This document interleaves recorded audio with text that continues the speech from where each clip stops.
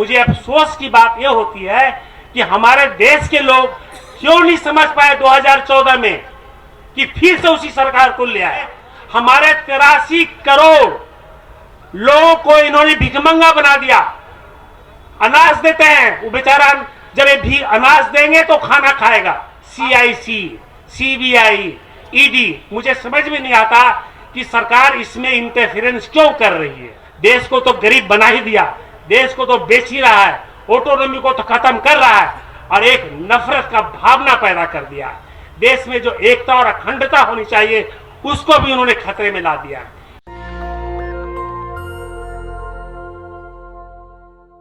जब से 2014 से एनडीए की सरकार आई तब से मानसिक को झंझोर के रख दिया।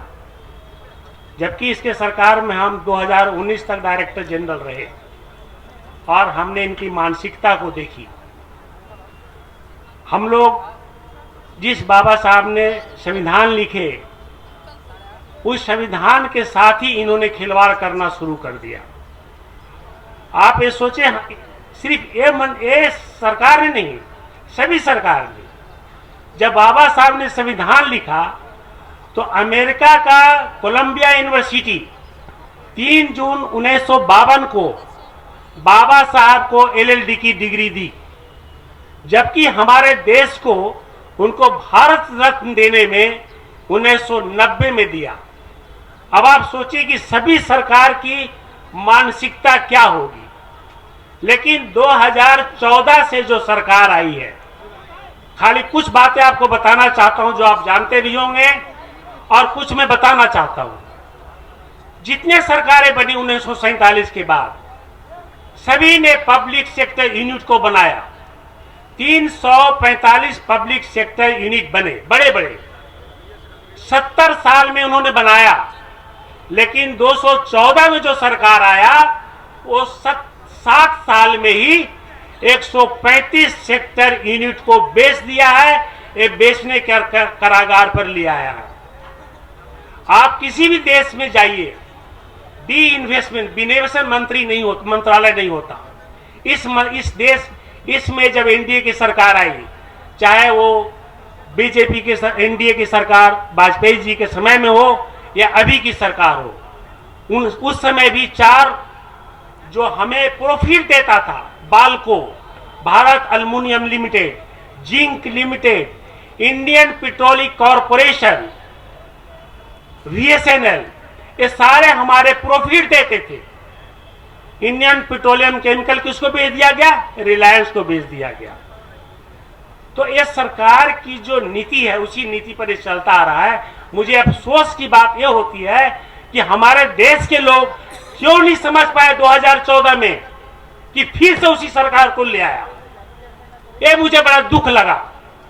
और 2014 से हम जो देख रहे हैं, हमारी जो संविधान का एक बात है कि आप अपने अभिव्यक्ति कर सकते हैं, अपना विचार प्रकट कर सकते हैं, आदमी की गरिमा रह सकती है, देश की अखंडता मेंटेन हो सकता है, और ये सभी चीजों पर धावा बोल दिया गया है। इसे कौन बचाएगा? ये मैं जानना चाहता हूं आप लोगों से। अगर आप नहीं सोचेंगे, हम पढ़े लिखे नहीं सोचेंगे, तो क्या वो गरीब लोग सोचेंगे जो इस 7 सालों में हमारे 83 करोड़ लोगों को इन्होंने भिखमंगा बना दिया। अनाज देते हैं, वो बेचारा जब ये भी अनाज देंगे तो खाना खाएगा। आप सोच लीजिए, खाली 83 करोड़ सिर्फ इसलिए लाइन में लगते हैं कि हमको खाना मिलेगा, सरकार से अनाज मिलेगी तो हम खाना खाएंगे। उनको खाना नहीं, उनकी मानसिकता को बर्बाद करके रख दिया। इस बात को आपको सोचना होगा। इस बात को सोचिए कि इसने मानसिकता को खत्म कर दिया। हमारे लोगों को एक कर दिया कि तुम खाओ पियो और जब समय आ जाए तो हमको वोट दे दो। इससे तुम्हारे ज्यादा सोचने समझने की शक्ति नहीं है। तो ये देश एक गर्त में जा रहा है। ये मैं बताना चाहता हूं आप लोग को। अगर हम लोग पढ़े लिखे लोग अगर नहीं आएंगे फील्ड में, राजनीतिक फील्ड में, अगर इन लोगों को देते रहेंगे, जब तक बहुजनों ने बहुत राज कर लिया, कुछ राज्यों में बहुजनों ने किया, लेकिन क्या दिया बहुजनों को? हमने यूपी देखा, हमने बिहार देखा, बहुत नजदीक से देखा। आज हम एक रिपोर्ट पढ़ रहे थे गूगल्स पर। अमेरिका में 2021 में एक अधिवेशन हुआ मीडिया का। आज मीडिया में कहा गया India is the worst country, सबसे खराब देश है जर्नलिस्ट के लिए, यानी मीडिया के लिए अगर कोई देश खराब है तो इंडिया भी उसमें एक है। अब आप सोच लीजिए क्या हमारा मीडिया क्या बोलती है, क्या कर सकती है, जब बाहर का देश ये बोलता है। बाहर का ये देश बोलता है कि हमारा जो 180 देशों में हमारे 105 स्थान पर हमारा भूखे लोग हैं, खाली सोचते हैं कि हम शाम को क्या खाना खाएंगे और अभी क्या खाना खाएंगे। ये हमारे देश की स्थिति है।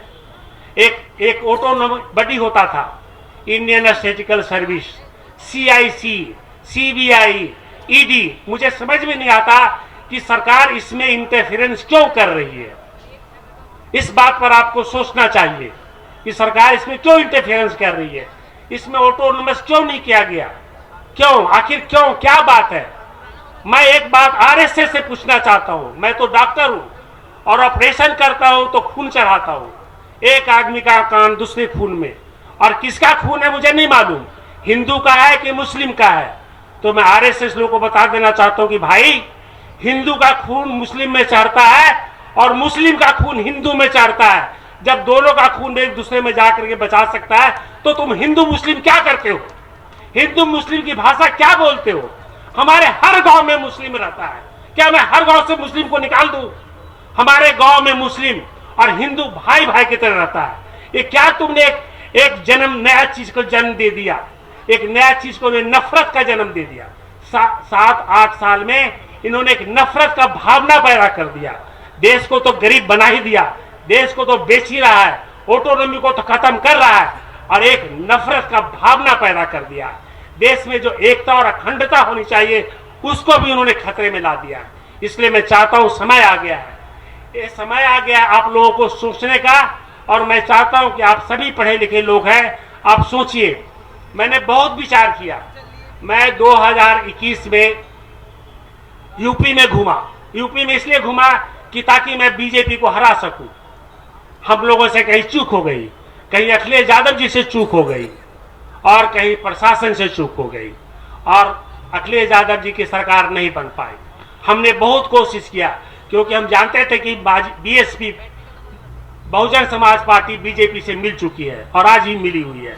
मैं ओपनली बात करता हूं, वो एक शब्द नहीं बोलेंगे क्योंकि मैंने बहुजन समाज पार्टी से बात की कि एक बार मायावती से कहवा दो कि 2024 में हमें NDA के सरकार को हराना है तो हम सारे बहुजन उनके साथ हो जाएंगे, लेकिन वो बोलने के लिए तैयार नहीं है।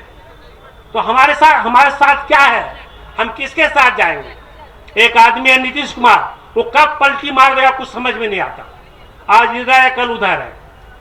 तो देश में इस बात को सोचते हुए आपको अच्छा लगे नहीं लगे, मुझे लगता है कि हम पढ़े लिखे लोगों को, ये जितने पुराने नेता हैं इसको हटाइए, सारे नेता, और अच्छे नौजवानों को आना चाहिए पॉलिटिक्स में, पढ़े लिखे नौजवानों को पॉलिटिक्स में आना चाहिए। जब तक आप पढ़े लिखे नौजवान नहीं आएंगे ये पॉलिटिक्स नहीं सुधर सकता। फिर वही लोग रहेंगे जो अपने धन कमाने के लिए, अपना छल प्रपंच करने के लिए, झूठे बोलने के लिए, जुमला बोलने के लिए अपना राजनीति करते रहेंगे। इसलिए समय आ गया भाई बहनों कि हमें अपना पार्टी खुद अपने लोगों को जोड़ना होगा। और ये सोच समझ करके मैंने एक लोकतांत्रिक सामाजिक न्याय पार्टी बनाई है बिहार में मैंने इसको लॉन्च किया है। आपको बताना चाहता हूं कि ये पार्टी, मेरे बारे में आप लोग बहुत कम जानते होंगे। आज सफदरजंग अस्पताल को पता नहीं कितने लोग देखा होगा, एक डिस्ट्रिक्ट हॉस्पिटल था, सिर्फ एक डिस्ट्रिक्ट हॉस्पिटल, आज ये एम्स के बराबर है। सिर्फ एक आदमी के कारण, वो है डॉक्टर जगदीश प्रसाद। अगर एक छोटा सा डायरेक्टर होकर के मैं उसको एम्स के बराबर ला सकता हूं, तो राजनीतिक में अगर हमारे तरफ बहुत सारे लोग आ जाएंगे तो हम देश को पूरा बदल सकते हैं। ये जो राजनीतिक समता बाबा साहब ने दिया और 75 साल के बाद भी आर्थिक और सामाजिक समता हम लोगों को नहीं मिल पाई, मैं आपको वचन देता हूं कि अगर हमारे नौजवान पढ़े लिखे लोग राजनीतिक ज्वाइन कर लें तो हम समझते हैं कि हमें राजनीतिक नहीं, सामाजिक और आर्थिक समता को लाने में भी 5 साल से ज्यादा नहीं लगेंगे। ये मैं आपको वचन देता हूं, 5 साल से ज्यादा नहीं लगेंगे। एक नीति बदल देगी। जिस दिन हमने कह दिया जिसकी जितनी जनसंख्या उसकी उतनी भागीदारी। मुझे नहीं चाहिए रिजर्वेशन, मैं नहीं चाहता रिजर्वेशन, मुझे कोई रिजर्वेशन नहीं चाहिए, मुझे भागीदारी चाहिए। चाहे वो ठेकेदारी हो, चाहे वो मीडिया हो, चाहे वो फैक्ट्री हो, चाहे प्राइवेटाइजेशन हो, और सारे प्राइवेटाइजेशन को नेशनलाइज कर देना चाहिए। अगर सरकार चाहती है कि हम फिर से सरकार में बने रहे, तो उन्हें चाहिए अपनी नीति को बदले और सारा जितना उन्होंने बेचा है सबको नेशनलाइज करे। जो उन्होंने वादा किया, झूठे वादा, 2 करोड़ नौकरी देंगे, 15 लाख रुपया ला देंगे, नोटबंदी करके उन्होंने कम से कम 5 से 6 करोड़ लोगों को बेरोजगार कर दिया। आप सोचिए, आप लोग कितना जुमलाबाजी है, लोगों को ये धोखा देना, नौकरी दे देंगे। भाई आज हमारा देश में 10 करोड़ नौजवान बेरोजगार है, 10 करोड़। नेशनल दस्तक की आपसे गुजारिश है कि अगर इसको बचाना चाहते हैं तो नेशनल दस्तक को सब्सक्राइब करने के लिए रेड कलर के सब्सक्राइब बटन को दबाएं, फिर बेल आइकन की घंटी दबाएं। नेशनल दस्तक को बचाने के लिए बहुत जरूरी है कि हर खबर को शेयर करें, लाइक करें, कमेंट जरूर करें।